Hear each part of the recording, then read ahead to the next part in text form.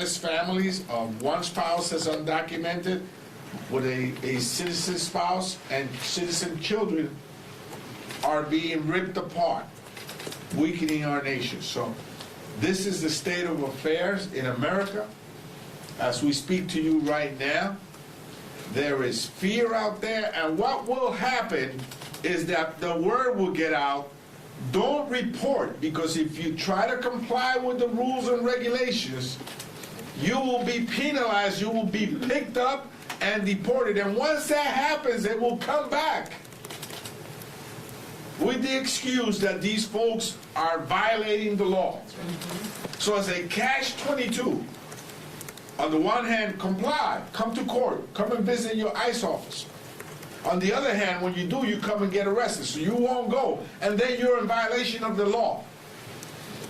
It's entrampment, I think. And so we will fight back.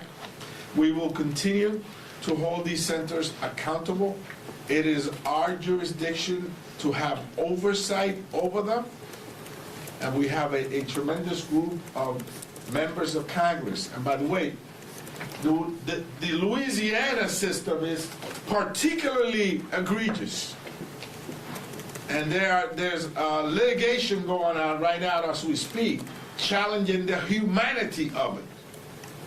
So with that, I leave you with Representative Sylvia Garcia from Houston, Texas.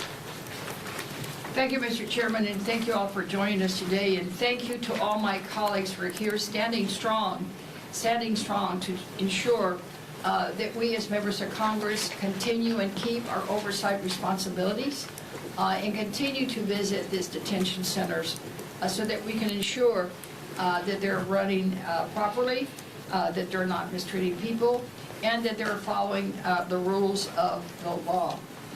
Journalists in this room know how important it is to shine a light where others would rather keep the truth hidden. That's your jobs. That's why I take my role in congressional oversight so seriously. During the district work period, CHC members and House Democrats didn't take a break. We went out into our communities and to detention facilities to see what's happening to people in ICE custody. This administration has shown an abject contempt for the Constitution. They've twisted the Department of Homeland Security into a secret police force to terrorize immigrants, and in many cases, U.S. citizens as well. They're wearing masks and ambushing people. Republicans told the American people that immigration enforcement would target dangerous individuals. They're rapists, the murderers, they're drug dealers, they're cartel. They would go on and on about all of these heinous crimes. But that is not the case that we're finding.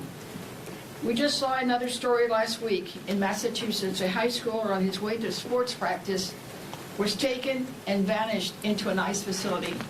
We don't, as of today, I still don't know where he is. If that's what made it to the front page, imagine what's happening that's not making the front page. That's not making the front page. That's why these oversight, investigations are so important. Last week I visited a Houston contract facility, one of the privately owned, as the chairman put it, and met with the operators and an ICE representative. We were able to tour the facility. We didn't get much pushback. They respected that I was there unannounced. And we toured it. We saw their medical facilities. We saw a pharmacy. We saw family visitations happening in real time. But the work is not over.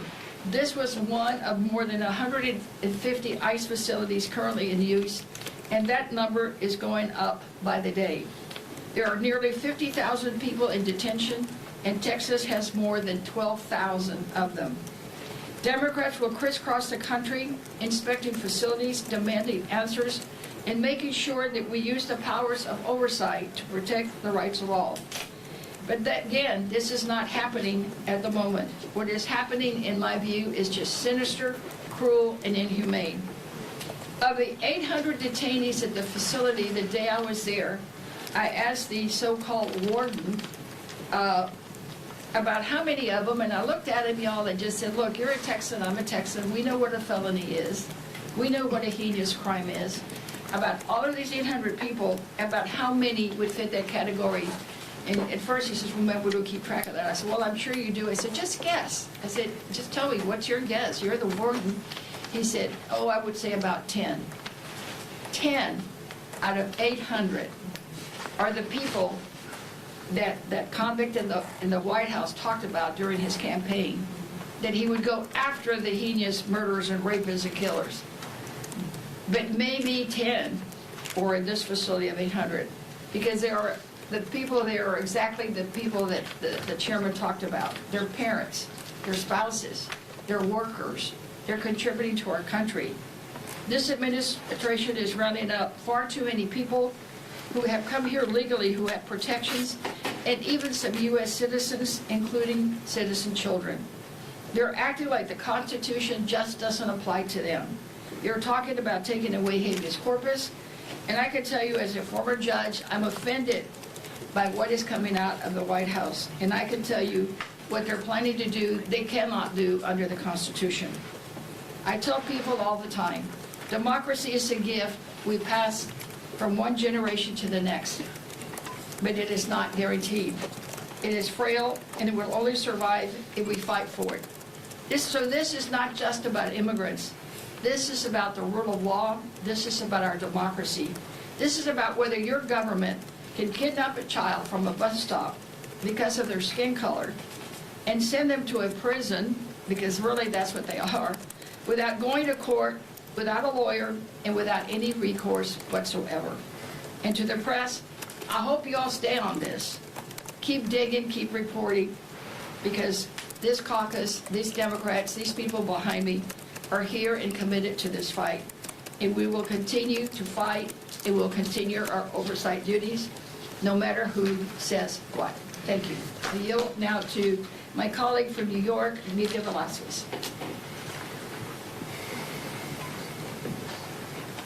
Good morning, everyone, and Chairman Espaillat and all my colleagues. Thank you for being here.